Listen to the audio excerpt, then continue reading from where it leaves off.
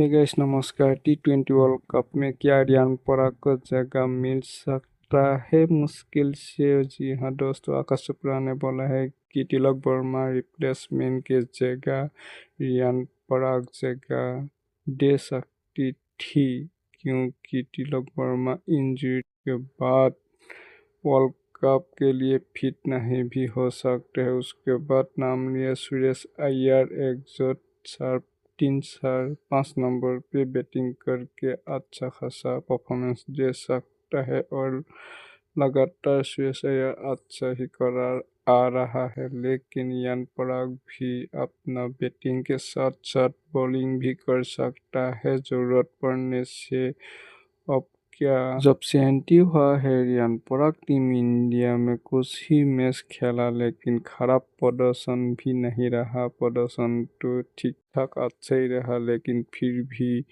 Team India का list से बाहर हो गया है। धीरे धीरे रियान पराग का नाम अब कब आएगा पता नहीं।